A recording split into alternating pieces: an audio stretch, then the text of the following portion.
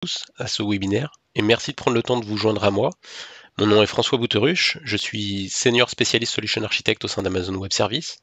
Ma spécialité est le développement sur AWS et aujourd'hui, je vais vous parler des applications .NET Serverless et des applications .NET conteneurisées sur AWS. Donc voici les sujets que nous allons aborder aujourd'hui. Nous commencerons par discuter du développement d'applications modernes, puis nous regarderons comment développer, déployer et opérer des applications .NET Serverless avec un zoom particulier sur les outils qu'AWS fournit aux développeurs. Enfin, nous étudierons comment nous pouvons conteneuriser nos applications .NET et comment nous pouvons les déployer sur AWS. Donc on va commencer par le développement d'applications modernes. Et bien sûr, quand on emploie le mot moderne, cela implique moderne à un instant T. Nous discuterons donc bien évidemment du développement d'applications modernes basées sur ce que cela signifie aujourd'hui. Et aujourd'hui, le serverless et les conteneurs sont des outils clés dans notre boîte à outils pour développer des applications modernes. Ensuite, les bonnes pratiques pour des tâches très spécifiques sont difficiles à définir. Il y a beaucoup de possibilités, beaucoup de manières de faire, et il est pas rare que les bonnes pratiques d'une personne soient l'anti-pattern d'une autre personne. Cependant, on voit quand même des tendances établies et d'autres qui émergent quand nous parlons à nos clients et quand nous discutons avec eux de comment ils développent des applications modernes et comment ils innovent avec succès. Et donc on va essayer de parler de ces tendances-là. Ces tendances et ces bonnes pratiques, elles sont toutes basées sur cet ensemble de principes de base qui sont pour certains comme permettre l'expérimentation ou améliorer la performance clairement identifiés depuis de nombreuses années. Mais finalement, la modernité, c'est comment les clients mettent en œuvre ces principes aujourd'hui. Et cela commence généralement avec une culture de la prise de responsabilité en allant vers des équipes DevOps qui sont découplées les unes des autres et qui peuvent déployer de nouvelles fonctionnalités indépendamment les unes des autres. Cela n'augmente pas seulement la vélocité à laquelle vous pouvez déployer et introduire de nouvelles fonctionnalités pour vos clients, mais cela limite aussi le rayon d'impact en cas d'incident. Si vous déployez des portions de code plus petites avec une responsabilité plus maîtrisée, il y a moins de chances que les choses tournent mal. Et tout cela, bien évidemment, sera fait de manière automatisable. J'ai personnellement un background DevOps et je préfère pouvoir maîtriser les outils avec lesquels je construis mon pipeline.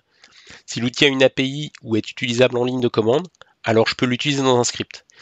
Si je peux l'utiliser dans un script, alors je peux l'automatiser. Et si je peux l'automatiser, je peux alors construire mon propre outillage autour, l'incorporer dans mes pipelines et encore plus important, mettre ce processus à l'échelle de mon équipe ou de mon organisation. On va voir maintenant comment on utilise ces bonnes pratiques de développement d'applications modernes pour moderniser des applications .NET. Et aujourd'hui, nos clients utilisent la plupart du temps deux stratégies pour moderniser leurs applications .NET. D'une part, migrer vers des conteneurs Linux, et d'autre part, migrer vers une architecture serverless, comme avec Lambda ou Fargate. Développer des applications .NET Core sur Linux, ça permet de les exécuter dans plus de contextes et de tirer parti de l'écosystème de conteneurs Linux qui est bien plus mature et éprouvé que celui de Windows. Et en plus, ça signifie qu'on évite les coûts de licence Windows, ce qui est significatif. Il y a un terme que j'ai déjà utilisé plusieurs fois depuis le début de cette session, mais qui est encore un peu vague, c'est le terme serverless. C'est un peu un buzzword et il signifie beaucoup de choses différentes pour beaucoup de personnes différentes. Chez AWS, nous le définissons à travers 4 critères. Tout d'abord, cela signifie qu'il n'y a pas de serveur à provisionner ou à gérer, pas de serveur physique ou virtuel, ni d'orchestration à laquelle vous devriez penser vous-même.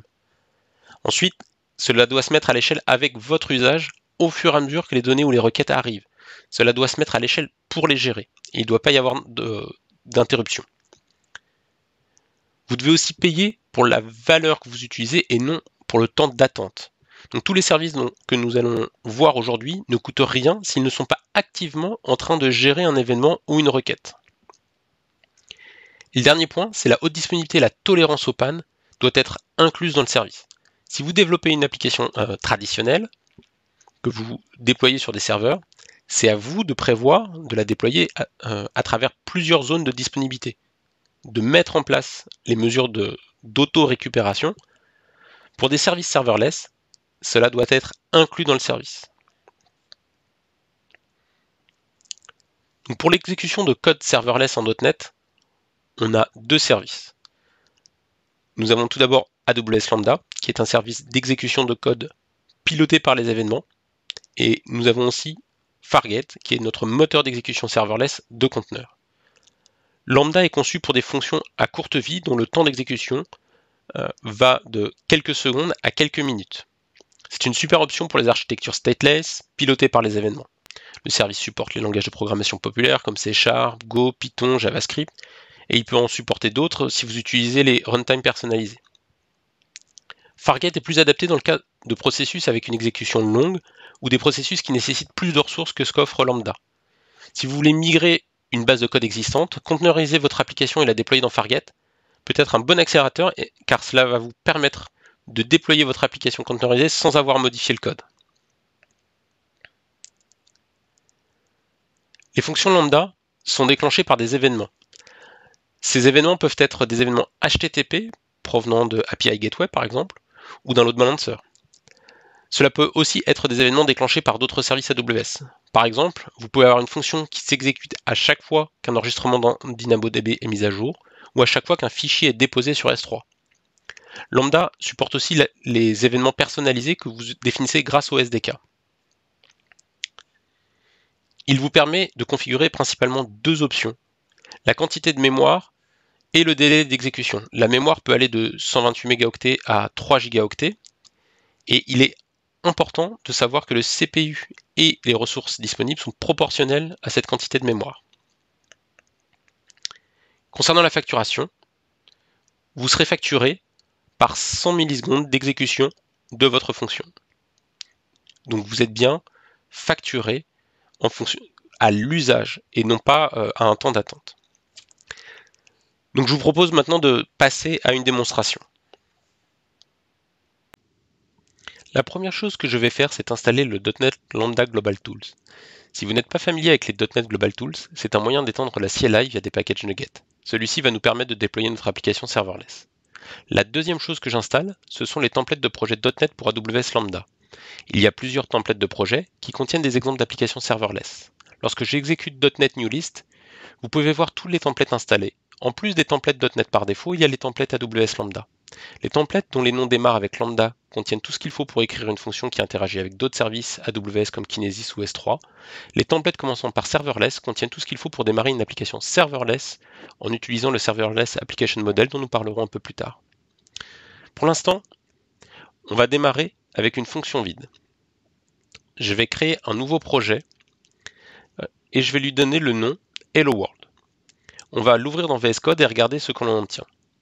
Le template a créé pour nous deux projets, un projet de test et le projet contenant une fonction lambda appelant simplement la méthode toUpper, qui prend la chaîne de caractères fournie en entrée et retourne la chaîne de caractères équivalente.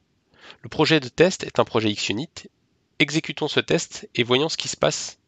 Ok, le test est réussi, donc on a quelque chose de très simple qu'on peut déployer. Pour ça, nous allons utiliser le Global Tools Lambda que nous venons d'installer.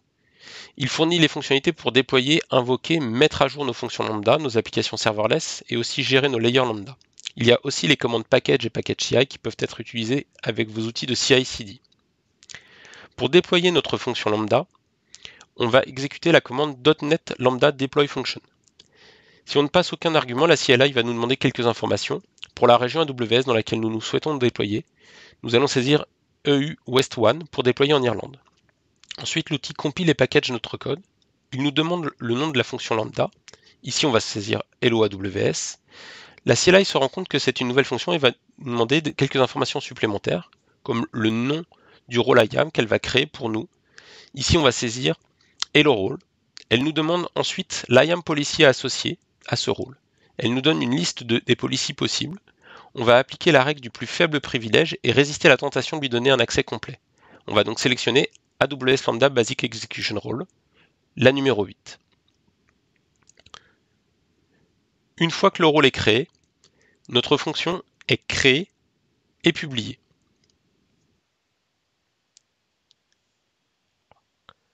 Listons les fonctions déployées pour nous assurer qu'elle est bien là, en utilisant .NET Lambda List Function. Comme je n'ai pas donné la région paramètre, la CLI me la demande. Je n'ai pas envie de la saisir à chaque fois et donc je vais la renseigner dans le fichier AWS Lambda Tools default JSON. Je vais aussi saisir le nom de la fonction. On peut invoquer la fonction et lui fournir un payload en paramètre en utilisant la commande .NET Lambda invoke function payload hello world AWS. En général, c'est un payload JSON, mais notre fonction prend une chaîne de caractères en paramètre. Lorsqu'on invoque une deuxième fois, on peut voir que notre fonction prend moins de 2 millisecondes à s'exécuter, car l'environnement était encore chaud. Maintenant que notre outillage est prêt, on peut commencer à travailler sur notre application de redimensionnement d'image. Pour ce projet, nous utilisons le template Lambda S3. Lorsque notre fonction s'exécute pour la première fois dans un nouvel environnement d'exécution, Lambda va créer une instance de notre classe FunctionHandler et ensuite appeler la méthode handler que nous avons spécifiée. La classe est instanciée une seule fois et les appels suivants appelleront uniquement notre méthode handler. Donc toute initialisation doit être faite dans le constructeur. Dans le code généré par le template, il y a deux constructeurs. Le premier est utilisé par Lambda et le second peut être utilisé pour les tests unitaires. Le code contient aussi un exemple de l'utilisation du SDK S3 pour interagir avec S3. Le projet a aussi une référence au package NuGet amazon.lambda.s3events. Ce petit package contient les classes définissant le contrat des événements S3 afin que nous puissions utiliser du typage fort dans notre fonction. Voici un exemple de ce à quoi ressemblerait un événement S3 en JSON. En haut, nous avons des métadonnées sur la requête et ensuite, nous avons les informations de S3 dont nous avons besoin pour notre application. Le bucket S3 et la clé de l'objet. Pour la manipulation des images, je vais utiliser un package NuGet appelé 6labor ImageSharp. On récupère la clé d'objet et le nom du bucket de la requête entrante et téléchargeons l'objet depuis S3. On peut ensuite modifier l'image. Ici, je fais une vignette JPEG en 200 par 200 et je la sauvegarde sur S3. J'ajoute un peu de log et je retourne l'URL de la vignette comme réponse. Voilà, notre implémentation est terminée, mais on a encore un peu de travail. Nous avons besoin de câbler cette fonction avec les événements S3 pour qu'elle soit déclenchée quand un nouveau fichier est déposé sur S3.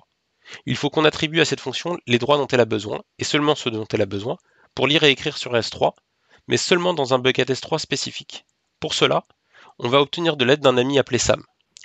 Avant d'aller plus loin dans notre démonstration, prenons le temps de regarder un peu plus en détail ce qu'est Sam et comment nous allons pouvoir utiliser ce Serverless Application Model pour construire les autres éléments dont notre application a besoin. SAM est une extension de CloudFormation optimisée pour le serverless. Il définit de nouveaux types de ressources, plus simples, tels que les fonctions, les API et les tables, que CloudFormation transforme ensuite en un modèle CloudFormation plus verbeux. Cela nous permet d'écrire des modèles plus simples pour définir notre application et ses dépendances. Il nous aide aussi à appliquer les bonnes pratiques de sécurisation de notre application serverless. Comme c'est un surensemble de CloudFormation, vous pouvez utiliser tout ce que CloudFormation supporte directement dans votre modèle SAM si vous avez besoin d'avoir un contrôle plus fin sur les ressources créées. Pour ceux qui ne connaissent pas CloudFormation, ce service nous permet de définir notre infrastructure via du code. On parle d'infrastructure as code. On modélise alors nos ressources sous forme de fichiers JSON ou YAML. On peut alors suivre les changements de notre infrastructure de la même manière dont on suit les changements de code de notre application, avec le contrôle de version, les relectures de code et l'automatisation de notre chaîne d'intégration continue et de déploiement continu. C'est un service puissant, mais écrire du CloudFormation à la main est un défi. Ici, nous avons un exemple de modèle CloudFormation pour une simple API Gateway et une fonction lambda. C'est plus simple d'écrire ce genre de modèle avec des outils comme SAM ou encore CDK. Regardons maintenant le modèle SAM équivalent. Celui-ci est un modèle pour une application similaire qui contient une fonction lambda, une API Gateway et une table DynamoDB. Le tout en moins de 20 lignes de code. C'est tout de suite plus simple de faire une relecture de code et c'est plus facilement compréhensible par un être humain. On va prendre le temps de regarder en détail le contenu de ce template. La première ligne définit ce fichier comme étant un modèle CloudFormation. La seconde indique à CloudFormation qu'il doit appliquer la transformation serverless pour générer le modèle CloudFormation complet. Dans la section définissant la fonction, on indique le runtime, l'emplacement du code à déployer, les politiques de sécurité qui doivent être appliquées. SAM prend en charge certaines choses de lui-même, comme ajouter les permissions dont toutes les fonctions lambda ont besoin, à savoir être exécuté par le service lambda et écrire des fichiers de log par exemple. Nous n'avons pas non plus à définir explicitement l'API Gateway. En définissant le type d'événement comme étant un événement de type API, Sam sait qu'il a besoin de provisionner une API Gateway. Et il déploie aussi deux environnements de déploiement pour nous, staging et production. Enfin, à la fin du fichier, on demande juste une simple table, ce qui va créer une table DynamoDB avec ID comme clé primaire. La table est provisionnée en configuration à la demande, ce qui lui permet de se mettre à l'échelle en fonction de la charge. Retournons maintenant à notre démonstration. On va donc utiliser SAM et ajouter un fichier serverless.yaml qui débute avec les deux lignes qui indiquent que c'est un template CloudFormation avec la transformation serverless. Nous devons définir deux ressources. La première est le bucket S3 que nous allons créer pour notre application. La deuxième est notre fonction. Nous définissons le function handler avec un nom qualifié complet incluant l'assembly, la classe et la méthode. La propriété code URI est le chemin relatif vers notre projet depuis le template et on ajoute le traçage avec Xray. Nous verrons à quoi sert Xray un peu plus tard. Nous donnons aussi à notre fonction des droits de lecture et d'écriture sur le bucket S3 pour câbler les événements S3 avec notre fonction. Nous définissons un événement de type S3, on lui passe une référence à notre bucket S3 et nous l'abonnons à l'événement object_created. En activant le traçage Xray dans notre template, on va recevoir des traces lambda, mais je veux aussi recevoir des traces de ce qui se passe quand j'utilise le SDK S3. Je vais ajouter le package NuGet aws_xray.recorders.aws_sdk. Ensuite, dans le constructeur, j'appelle la méthode register xray for all services, afin qu'Xray s'enregistre lui-même pour tous les objets clients du SDK. Maintenant, nous pouvons déployer notre application serverless en utilisant la commande .NET lambda deploy serverless. Cela va compiler et packager notre application et ensuite déployer l'ensemble de modifications. On peut aller voir notre stack CloudFormation dans la console et jeter un coup d'œil à ce qui a été créé. Si on va dans l'onglet template, on peut voir notre template serverless qui a été exécuté. Si on clique sur View Process Template, on peut voir le template CloudFormation résultant de la transformation. C'est sympa de voir tout le code CloudFormation qu'on s'évite en utilisant SAM. Là, on peut voir les permissions S3 qui sont restreintes à notre bucket. Pour ça, j'ai juste eu à écrire 2 lignes de code et SAM s'est occupé des détails. Maintenant que tout a l'air déployé, on va faire un petit test. J'ai un stock d'images de tailles différentes entre 200 kilooctets et 900 kilooctets. Et je vais les déposer dans le bucket S3 au fur et à mesure qu'elles sont téléchargées. S3 émet un événement et notre fonction va s'exécuter. Lorsqu'on va voir le dossier Processed Image, on peut voir les vignettes des images qui ont déjà été traitées. Maintenant que nous avons notre premier composant qui est prêt, nous allons pouvoir démarrer notre API. Nous allons cette fois démarrer avec un projet de fonction lambda vide. On va ajouter le package NuGet aws_xray_recorder.handlers.aws_sdk. Comme cette fonction sera appelée par API Gateway, on doit ajouter le package API Gateway Events afin qu'on puisse désérialiser le payload de l'événement. Et on va aussi ajouter le package DynamoDB-v2 du SDK.NET. On va commencer par créer un modèle product simple. Ensuite, on ajoute le code d'initialisation de la fonction. Et rappelez-vous, ce code est appelé une seule fois par environnement d'exécution. La table DynamoDB que nous allons utiliser aura un nom unique lorsque nous aurons déployé notre application. Et nous allons le récupérer via une variable d'environnement, via la méthode getEnvironmentVariable. Ensuite, on paramètre le mappage entre notre modèle product et la table DynamoDB afin que notre contexte DynamoDB sache à quel modèle est associé quelle table. Pour notre API, nous allons avoir besoin de 4 méthodes handler. Je rajoute le code pour ajouter un produit. Pour déployer cette nouvelle fonctionnalité, nous devons mettre à jour notre template SAM. Nous avons ajouté ici une table DynamoDB avec le type serverless simple table. Nous avons aussi ajouté la définition de la fonction pour la création de produits avec les mêmes paramètres que nous avons utilisés pour la première. On a ajouté le nom de la table DynamoDB comme variable d'environnement de la fonction en référençant la ressource productable. Ensuite, on définit le déclencheur qui va exécuter la fonction. Ici, cette fonction sera appelée quand une requête HTTP POST arrivera sur nos points de terminaison product. Quand on va déployer ce template, SAM va détecter que nous avons besoin d'une API Gateway et va automatiquement l'ajouter au template CloudFormation avec toutes les permissions nécessaires. Il déploiera aussi 2 environnements staging et production. Ensuite, nous ajoutons les policies. On utilise encore la règle des moindres privilèges en utilisant la policy DynamoDB CRUD Policy. Vous avez peut-être remarqué que nous commençons à avoir des répétitions dans notre template. Il y a des éléments qui vont être communs à toutes nos fonctions. On va donc refactoriser cela un peu et les définir de manière globale. L'API Gateway qui est défini implicitement peut aussi l'être explicitement dans la section Globals. Par exemple, on va ajouter un paramètre qui va activer le traçage X-ray dans notre API. Quand on le déploie à nouveau ce modèle, il va comparer cette nouvelle stack à celle qui est actuellement déployée et va ensuite ajouter, supprimer, modifier toutes les ressources qui ont été mises à jour. Si on saute dans la console API Gateway, on peut aller dans l'environnement de production et récupérer l'URL pour faire un test. On ajoute notre premier produit à notre magasin. Ajoutons-en un de plus. Avant d'aller plus loin dans le développement de notre API, prenons le temps de réfléchir à notre code et à la manière dont nous allons l'architecturer. Comme je l'ai dit plus tôt, la bonne pratique d'une personne peut être l'anti-pattern d'une autre. Quand on aborde le sujet des responsabilités que l'on veut donner à une fonction lambda, il y a différentes approches. La première est l'approche de type nanoservice. Par exemple, dans une API REST, c'est l'approche où chaque ressource, voire même chaque verbe HTTP d'une ressource, va avoir sa propre fonction lambda. Cette approche a plusieurs avantages: sécurité, performance et fiabilité. Nous pouvons mieux sécuriser nos fonctions si elles ont moins de responsabilités. Par exemple, notre fonction S3 est séparée de notre fonction ProductAPI, afin que nous puissions définir très finement à quelles ressources elles doivent avoir accès. Cela permet aussi de mieux paramétrer la quantité de ressources nécessaires pour chaque fonction. De plus, si une fonctionnalité est décomposée en plusieurs petites fonctions, cela permet de mettre chaque fonction à jour séparément et de réduire la probabilité d'introduire une erreur. Enfin, moins nous mettons de choses dans une fonction, plus le package de déploiement sera petit et plus le temps de démarrage d'un nouvel environnement d'exécution sera court. L'autre approche est la fonction lambda monolithique.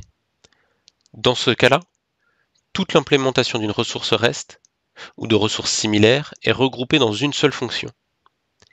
Bien que cela puisse engendrer un package de déploiement plus gros, si les fonctionnalités sont fortement couplées et ne nécessitent pas d'être mises à jour indépendamment, cela peut simplifier le processus de déploiement et la complexité globale de l'architecture. Les deux approches sont valides et vous devriez peser les avantages et les inconvénients dans le contexte de votre application et des besoins et des objectifs de votre organisation. Gardez tout de même un œil sur les fonctions lambda monolithiques, spécifiquement en ce qui concerne les permissions. Par exemple, dans notre application, si nous combinons l'API Product et la génération de vignettes, les deux services auront accès à nos fichiers sur S3 et à notre table DynamoDB. La politique de sécurité devrait toujours être du privilège minimum, et donc prenez soin de sécuriser cela et d'éviter le dérapage des permissions. Avec tout cela en tête, retournons à notre démonstration et voyons comment nous pouvons essayer d'obtenir le meilleur des deux mondes. Tout à l'heure, nous avons ajouté la première méthode handler. Construire le reste de l'API est plutôt direct. Nous ajoutons une méthode pour lister tous les produits qui sont dans la base de données. Pour le point de terminaison get, on extrait l'ID des paramètres inclus dans le chemin de l'URL, et si on ne trouve pas de produit avec cet ID, on retourne une 404. Pour le point de terminaison delete, c'est similaire à part l'erreur 404, si le produit n'existe pas au préalable. On ne va pas se préoccuper d'une personne qui effacerait 2 fois un produit pour le moment. Maintenant, on va mettre à jour le template serverless. Les 4 fonctions auront les mêmes permissions, donc on peut juste copier-coller la première définition et mettre à jour les noms et la propriété pass. Regardons maintenant comment nous pouvons superviser notre application, et notamment à l'échelle quand il y a de la charge. Pour le log, il y a 3 possibilités pour loguer dans une fonction lambda, sans avoir besoin de librairie tierce. La plus simple est d'utiliser la classe console. Tout ce qui est écrit dans la sortie standard ou dans la sortie d'erreur est envoyé vers CloudWatch Logs. Si vous loguez dans le handler de la fonction lambda, vous pouvez utiliser le contexte de lambda pour écrire des logs. Vous pouvez aussi utiliser le singleton statique lambda logger de n'importe où dans votre application. Vous pouvez aussi utiliser Microsoft.extensions.logging pour vos applications web. Une chose importante à noter est que si vous utilisez une librairie de log tierce, vous devez vous assurer qu'il y a un moyen de forcer la librairie à vider le tampon. Certaines librairies démarrent un processus en arrière-plan et vident leur tampon à intervalles réguliers ou en fonction de la taille du tampon. Il est possible d'exécuter un processus en arrière-plan sur Lambda, mais quand le processus principal qui gère la requête se termine, l'environnement est gelé, ce qui est similaire à un conteneur qui est stoppé, et le processus en arrière-plan s'arrêtera jusqu'à ce qu'une autre requête arrive. Cela veut dire que certains événements de log arriveront avec un délai, voire jamais. Nous avons déjà activé le traçage X-Ray sur API Gateway, Lambda et notre SDK. Cependant, sachez qu'X-Ray n'est pas dédié au service serverless. Vous pouvez l'utiliser pour tracer des requêtes SQL Server, tracer le pipeline ASP.NET, tracer des requêtes HTTP sortantes, ou ajouter votre traçage personnalisé. Vous trouverez tous les packages nécessaires sur NuGet. On va maintenant générer un peu de charge sur notre application et voir comment AWS X-Ray nous aide à comprendre comment se comporte notre application et son état de santé. J'ai déjà développé une petite application pour générer de la charge sur notre application. Elle initialise d'abord la base de données avec 30 produits et simule ensuite des utilisateurs accédant à notre API. 10% de ces utilisateurs vont ajouter des nouveaux produits, 10% vont supprimer un produit et le reste va sélectionner et mettre à jour des produits. Dans CloudWatch Service Lens, nous pouvons voir une vue globale de notre application et voir quel nœud parle à quel nœud. Dans le mode Request, il nous montre les connexions entre les nœuds et le trait de connexion va être plus ou moins épais en fonction du nombre de requêtes qui empruntent ce chemin. Les nœuds qui sont en erreur vont être mis en avant avec des couleurs qui vont dépendre du type d'erreur, erreur cliente, erreur serveur, throttling ou en alarme. Le chemin plus foncé, ici, montre le hotpath de l'application qui dans ce cas est la fonction getProduct. On peut cliquer sur n'importe lequel de ces nœuds et obtenir des métriques d'usage et de santé. De là, on peut ouvrir le tableau de bord des services. Chaque service dans notre application a son propre tableau de bord avec des métriques d'usage et de santé pertinentes pour ce type de service. Un peu plus bas, on peut voir la carte des services particulière à ce service. Comme vous pouvez l'imaginer, plus notre application va être complexe et plus la carte va être grande. Et cette carte nous montre d'où viennent les requêtes et vers quel service notre fonction effectue des requêtes. Et tout en bas, nous avons encore d'autres métriques spécifiques au service.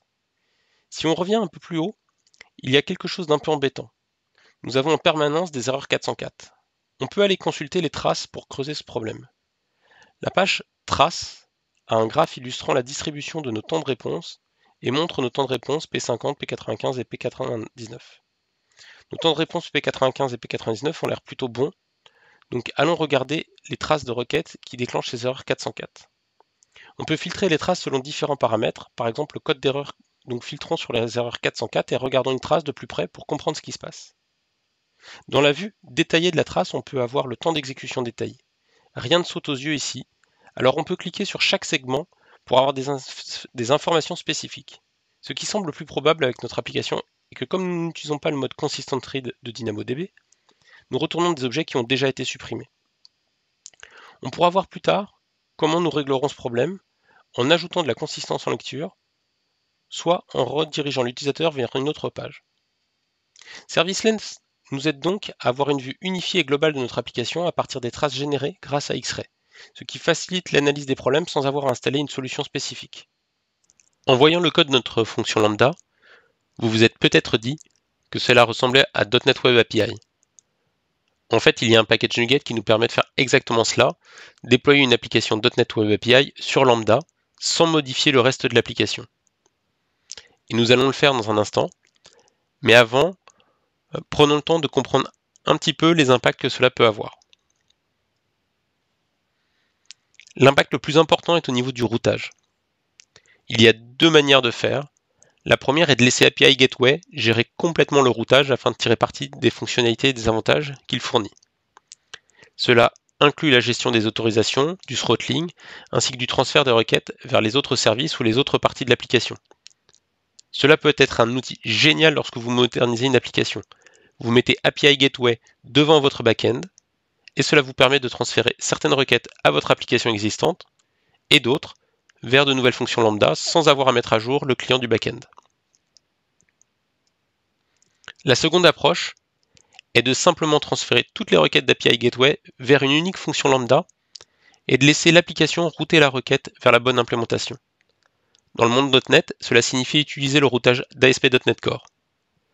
Nous devrons aussi inclure MVC ou Web API dans notre déploiement, et ça impactera le temps de démarrage.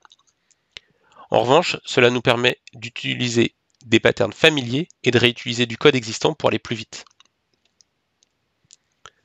Finalement, il n'y a pas vraiment de vainqueur entre ces deux approches.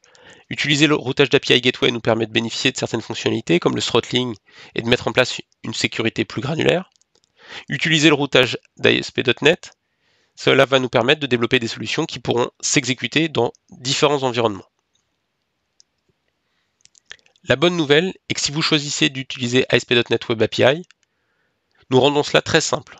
Le package NuGet Amazon.lambda.asp.NET Core Server fournit tout ce dont vous avez besoin pour intégrer une requête API Gateway dans le pipeline HTTP d'ASP.NET. On va maintenant modifier une implémentation .NET Web API de notre service afin de pouvoir l'exécuter sur Lambda. Voici notre projet .NET Web API existant. Nous utilisons les librairies par défaut de Microsoft pour le log et l'injection de dépendances. Toutes nos actions ici sont codées avec la même logique que nous avons utilisée pour notre fonction lambda. J'ai déplacé l'initialisation de DynamoDB et d'Xray dans la classe Startup et j'ai enregistré le client DynamoDB comme un singleton et j'ai défini le scope de DynamoDB sur la requête HTTP. Je n'ai absolument pas changé la méthode configure, c'est celle qui vient par défaut avec un nouveau projet Web API. Tout ce qu'il nous reste à faire, c'est de faire entrer les événements API Gateway dans le pipeline de requête de Web API. Pour ça, on va ajouter le package NuGet Amazon.lambda.ASP.NET Core Server. On rajoute une classe qui va hériter de la classe API Gateway Proxy Function. Et ensuite, nous n'avons plus qu'à surcharger la méthode init et à dire au Web Host Builder où trouver notre classe Startup. Maintenant, tout ce qu'il nous reste à faire, c'est mettre à jour notre template serverless. Cette fois-ci, toutes les requêtes provenant d'API Gateway vont être envoyées à une unique fonction et on va laisser le routage .NET faire son travail à partir de là. Pour la propriété handler, nous spécifions la classe lambda entry point que nous venons de définir et la méthode function_handler_async qui est dans la classe de base. On déploie ça ensuite de la même manière qu'avant avec la CLI. Et maintenant, ce qui est cool, c'est que nous avons une seule base de code qui peut s'exécuter on-premise de manière traditionnelle ou en serverless sur AWS Lambda. On va conclure la partie sur AWS Lambda avec quelques trucs et astuces ainsi que des bonnes pratiques pour tirer le meilleur parti de vos applications serverless. Donc je vous rappelle qu'AWS Lambda vous permet de configurer la mémoire. Le CPU et la capacité réseau sont alloués proportionnellement à la mémoire. Donc en fonction de votre fonction, justement, il peut être moins cher d'allouer un peu plus de mémoire pour obtenir un peu plus de CPU ou de capacité réseau afin que votre fonction s'exécute plus vite, car si son temps d'exécution dépend fortement du CPU ou du réseau, eh bien, du coup, vous paierez moins cher. Mais faites attention à ne pas regarder que le prix. Ici, on a un exemple du coup d'une fonction qui calcule les nombres premiers inférieurs à 1 million 1000 fois de suite. La version la moins chère est celle de 128 mégaoctets, mais elle prend 10 fois plus de temps que la plus rapide à s'exécuter. C'est une amélioration de plus de 10 secondes pour seulement 1 millième de cents. Donc voilà, il faut être prudent sur la manière dont on choisit son optimisation. Donc pour mesurer l'effet des différents paramétrages de mémoire, vous pouvez utiliser AWS Lambda Power Tuner. Il est disponible sur GitHub et dans le Serverless Application Repository, et il mesurera les temps d'exécution avec différentes configurations mémoire. Mais soyez prudent avec l'optimisation prématurée et ne soyez pas obsédé par le paramétrage optimal. Commencez à l'utiliser une fois que vous avez du trafic sur votre application afin de déterminer le bon dimensionnement, mais en fonction d'un trafic réel. Un autre conseil qui peut sembler évident, c'est faites attention à conserver la logique métier en dehors de vos handlers de fonctions.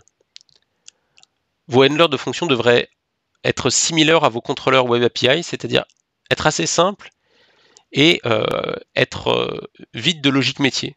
Celle-ci devrait être contenue dans des services à part. Autre point d'attention et autre conseil, c'est utiliser le multithreading prudemment. Si votre fonction a moins de 1,5 8 Go de mémoire, elle s'exécutera sur un cœur unique. Donc vous ne verrez pas vraiment de gain pour les cas d'usage très liés à la puissance de calcul et du CPU. Si votre cas d'usage est lié en revanche aux I/O, même dans ce cas-là, vous constaterez des gains pour le multithreading ou les I/O asynchrones. Un autre conseil, c'est prenez le temps de comprendre le cycle vie d'une fonction.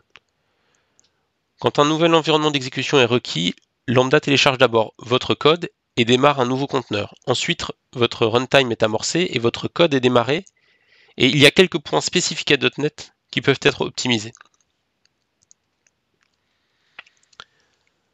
Par exemple, les fonctions lambda sont de type participant unique ou single entrant en anglais, ce qui signifie que chaque environnement d'exécution ne traitera jamais plus d'une tâche à la fois, ce qui permet d'éviter tous les mécanismes compliqués de synchronisation de threads. Donc regardez si vous utilisez par exemple des librairies qui créent des pools de ressources. Généralement, les pools de ressources servent pour l'accès à des ressources dont l'initialisation est coûteuse et ou qui vont être partagées entre plusieurs processus ou requêtes. Comme nous sommes dans un contexte où une seule requête sera traitée à la fois, vérifiez le paramétrage de vos pools de ressources et réglez-les au minimum lorsque c'est approprié. Vérifiez aussi votre stratégie d'injection de dépendances, notamment lorsque vous utilisez l'approche lambda monolithique. Les dépendances sont généralement injectées dans le constructeur, mais si la fonction que vous appelez ne va pas utiliser cette dépendance, c'est une perte de ressources et cela augmente le temps de démarrage. Une manière simple de régler ce problème est d'encapsuler vos dépendances dans un objet lazy ou d'utiliser un service locator. Pour améliorer le temps de démarrage, vous pouvez aussi utiliser une nouvelle fonctionnalité de .NET Core 3.0 appelée Ready to Run. Cela va reporter une grande partie du travail fait par le compilateur JIT au moment de la compilation réelle. Vous pouvez passer ce paramètre au moment de la compilation. Par contre, faites attention, il vous faut compiler sur le même système d'exploitation et la même architecture CPU que votre cible. Enfin, comme on en a déjà parlé avec le log, faites attention à tous les processus qui s'exécuteraient en tâche de fond dans vos librairies tierces.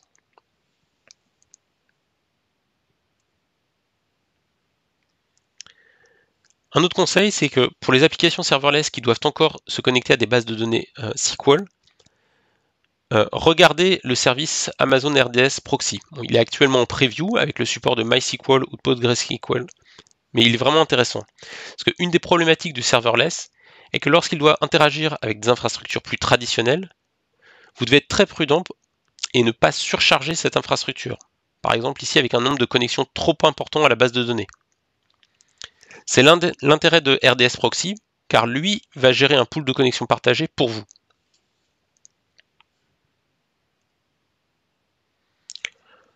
Enfin, dernier conseil, tirez avantage de l'outillage disponible dans les différents IDE du marché. Vous pouvez exécuter et débugger votre application serverless localement avec Cloud9, l'AWS Toolkit pour VS Code et Visual Studio, la ligne de commande SAM ou encore JetBrains Rider. J'imagine que si vous faites du .NET, la plupart d'entre vous utilisez Visual Studio ou Visual Studio Code, bien que Rider gagne de plus en plus en popularité. Ok, donc après ces quelques conseils sur le bon usage d'AWS Lambda, on va changer un peu de sujet, on va passer à la conteneurisation de nos applications .NET. Je ne vais pas aller très loin dans les détails techniques, et je vais plutôt me focaliser sur les problèmes que cela nous permet de résoudre et comment on peut les utiliser au mieux. Déjà, le premier point, c'est que notre application, et une application de .NET, ne consiste pas juste en du code source. En général, elle inclut aussi un runtime, de la configuration, des dépendances, que ce soit des prérequis concernant les logiciels installés sur le serveur hôte ou des packages qui sont associés et packagés avec notre application. Donc, notre application, c'est cet ensemble-là. Et en plus, le code de notre application est exécuté sur différents environnements. Notre machine de développement et nos environnements de test et de production. L'environnement sur lequel on développe est en général différent, voire très différent de celui où l'on déploie notre application en test et en production. Et si en plus, nous développons des logiciels qui seront déployés chez nos clients, nous avons en général très peu de contrôle ou d'influence sur les environnements sur lesquels les logiciels seront déployés. Et c'est là que Docker entre en scène. Les conteneurs nous permettent d'associer et de packager ensemble tout ce dont notre application a besoin. Le code, la configuration, les dépendances et même le serveur web. En un artefact que l'on peut déployer de manière répétable en étant sûr d'obtenir toujours le même environnement. De manière schématique, voici comment un conteneur est structuré. Dans cet exemple, nous exécutons une .NET Web API sous Linux. À la base de notre image, nous avons une couche contenant le système d'exploitation, donc dans notre cas Debian. Au-dessus, nous avons une couche qui contient le runtime.NET et enfin une couche avec notre application. Chacune de ces couches est immutable et contient seulement les fichiers dont elle a besoin pour son objectif. Quand nous démarrons le conteneur, une couche inscriptible est ajoutée et tous les changements faits pendant l'exécution sont stockés dans cette couche.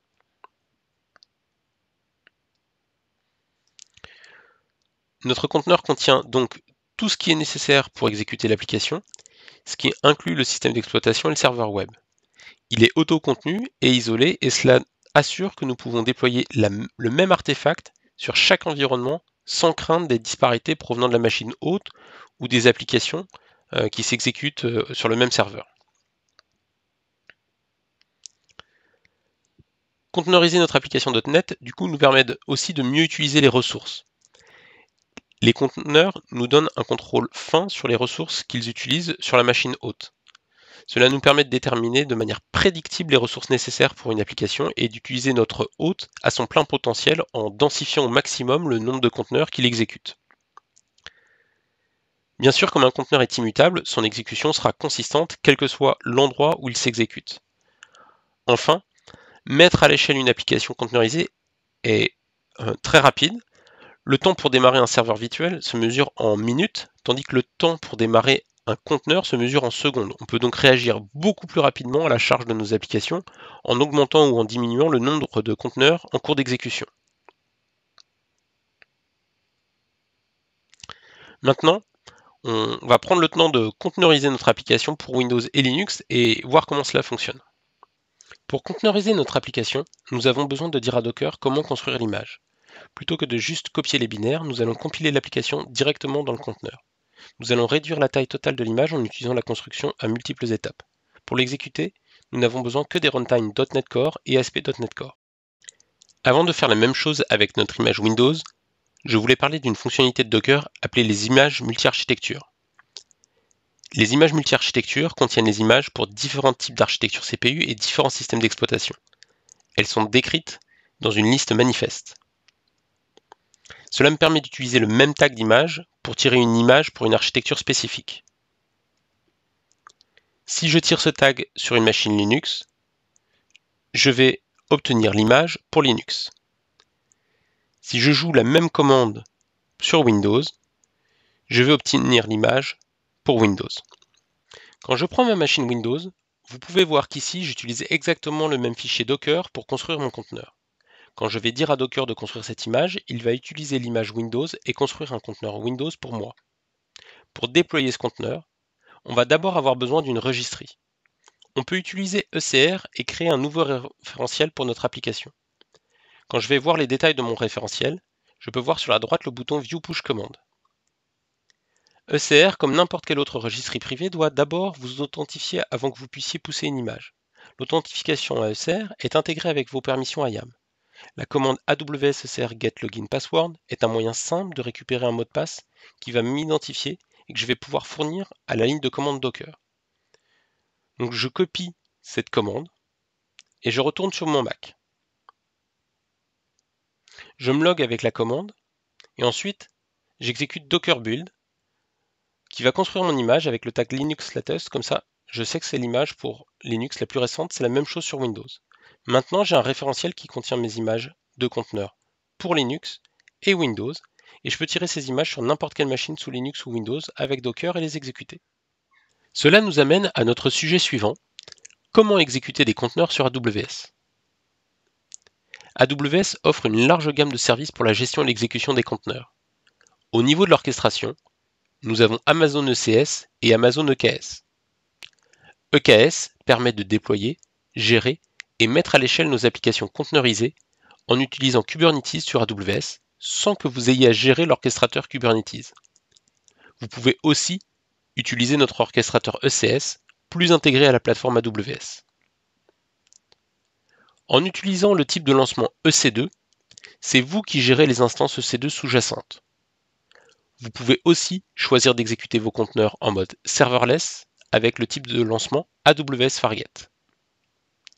Nous fournissons aussi un service de répertoire d'images avec Amazon ECR pour Elastic Container Registry. Les deux services d'orchestration supportent les applications .NET. Les applications .NET Core peuvent s'exécuter soit sur Linux, soit sur Windows. Pour les applications .NET Framework, vous pouvez les exécuter uniquement sur des nœuds Windows avec le type de lancement EC2. Les applications .NET Core conteneurisées sur Linux peuvent aussi être exécutées sur AWS Fargate, notre plateforme serverless d'exécution de conteneurs. Que ce soit avec ECS ou EKS, vous pouvez déployer vos conteneurs sur des instances EC2 que vous gérez vous-même. Cela vous permet pour certains cas d'usage d'avoir plus de contrôle. Par exemple, dans le cas du machine learning, vous souhaiterez peut-être tirer parti des instances EC2 avec GPU. Cela signifie en revanche que vous devez assurer l'exploitation de ces instances et donc gérer les dépendances, les patchs de sécurité, la mise à jour des agents ECS ou des agents Kubernetes. Et ce n'est pas forcément très compliqué, mais vous devez être conscient de cette charge de travail supplémentaire. Dans le cas des microservices et des applications web, on utilise généralement des instances génériques. On se préoccupe surtout de la quantité de CPU et de mémoire disponible. Donc comment faire si je veux juste exécuter mes conteneurs et ne pas me soucier de l'exploitation des instances? Eh bien, Fargate vous permet cela. Vous pouvez vous concentrer sur le développement de votre application conteneurisée et la déployer simplement avec un orchestrateur et des nœuds complètement gérés. Fargate est disponible pour ECS et pour EKS. Pour déployer notre application sur Fargate, nous allons utiliser l'AWS Cloud Development Kit. CDK nous permet de définir notre infrastructure sous forme de code C# plutôt que sous forme de fichier modèle. CDK est construit au-dessus de CloudFormation et utilise le concept de construct. Un construct est le bloc de construction de base d'une application CDK. Il représente un composant cloud et encapsule tout le code CloudFormation nécessaire pour créer le composant. Il peut représenter une ressource unique, comme un bucket Amazon S3, ou il peut représenter un composant de plus haut niveau constitué de multiples ressources AWS. Beaucoup de ces constructs simplifient notre vie en fournissant des paramètres par défaut pertinents. CDK est disponible en TypeScript, JavaScript, Python, Java et C#, ce qui permet de l'intégrer avec nos outils préférés, comme les packages NuGet, de partager des stacks entières entre équipes ou d'appliquer des architectures de référence pour accélérer le développement de nouveaux projets. Pour faire la démonstration de Fargate, je vais utiliser une autre application conteneurisée que j'ai déjà construite, car elle a une interface graphique et que cela va me permettre de mieux montrer ce qui se passe. C'est une application ASP.NET Core MVC basique qui me donne des informations sur l'hôte sur lequel elle s'exécute, incluant la version du framework, le système d'exploitation, l'architecture du CPU. En haut, j'ai ajouté un ID pour l'application et un nom de service. L'app-ID est juste une valeur unique que je génère quand l'application démarre, ce qui me permet d'identifier une instance spécifique de notre application, et le nom de service est juste une variable d'environnement que je fournis pour savoir duquel de mes microservices il s'agit. Dans CDK, nous allons utiliser un package appelé ECS Patterns. C'est un package qui modélise les déploiements ECS, les plus communs comme un environnement pour exécuter un serveur web hautement disponible et scalable derrière un équilibreur de charge réseau applicatif. Ici, on crée une référence au référentiel ECR qui héberge l'image Who Am I. Fargate a besoin de savoir dans quel VPC lancer les conteneurs et j'ai déjà un VPC que je veux utiliser. Je peux l'importer dans ma stack en utilisant son nom ou son ID. Pour déployer notre application, nous allons utiliser le construct Application Load Balancer Fargate Service, contenu dans la librairie ECS Patterns. On spécifie d'abord les ressources dont on a besoin. Dans notre cas, elle fonctionne bien avec un minimum de mémoire vive, ici 512 mégaoctets, et un quart de CPU. Mais on peut aller jusqu'à 32 gigaoctets de RAM et 4 CPU. Ensuite, on indique à Fargate de déployer le tag Linux latest et de définir les variables d'environnement pour nous. Enfin, on lui indique d'avoir en permanence 3 instances de ce conteneur en cours d'exécution. Pour déployer, on va utiliser la commande cdk deploy. Toutes les ressources de sécurité nouvellement créées ou mises à jour seront indiquées pour que je les vérifie et que je valide. Donc j'accepte, et CDK envoie le template CloudFormation à CloudFormation pour le déploiement. Dans la console CloudFormation, dans l'onglet Output, j'ai comme sortie du déploiement l'URL du load balancer déployé. On va aller vérifier que notre application est bien déployée. C'est bien le cas, et à chaque fois que je rafraîchis la page, mon app ID change, ce qui signifie que ma requête est bien traitée par différentes instances de mon conteneur. Bien. Prenons le temps de faire un petit recap. Si on regarde un peu notre application, on a finalement beaucoup de possibilités pour la déployer, parce qu'elle est serverless ready et conteneurisable. Nous pouvons l'exécuter partout. Notre application est une .NET Web API écrite en .NET Core. Nous pouvons donc créer des binaires pour Windows et pour Linux. Nous avons ajouté le package NuGet Lambda sans modifier le code de notre application, et nous l'avons conteneurisé pour Windows et pour Linux. Cela signifie qu'on peut l'exécuter sur Lambda, sur Fargate, sur ECS, sur EKS, et même sur Elastic Beanstalk ou directement sur des instances EC2. Alors comment choisit-on? Eh bien c'est là où il ne faut pas oublier le modèle de responsabilité partagée. Comme vous le savez certainement, AWS a un modèle de responsabilité partagée avec ses clients. AWS est responsable pour certains aspects de l'infrastructure et du système, et d'autres sont la responsabilité des clients.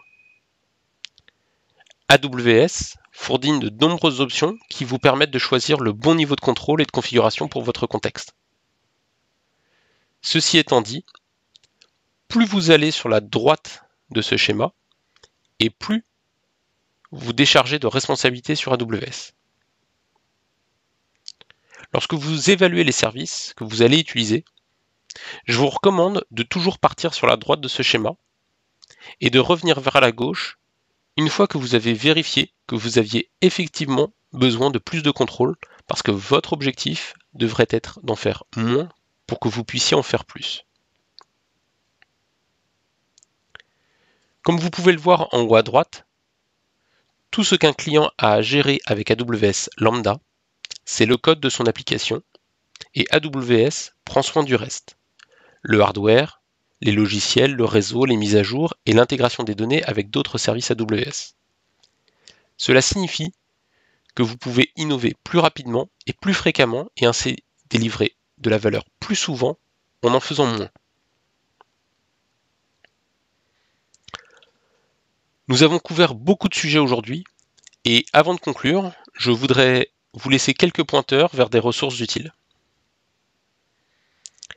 Alors tout d'abord, vous avez sur GitHub l'accueil sur tout ce qui concerne le développement .NET, donc sur github.com/aws/.net. Vous avez aussi le code source des librairies lambda sur .NET, sur donc /aws/aws-lambda-.net.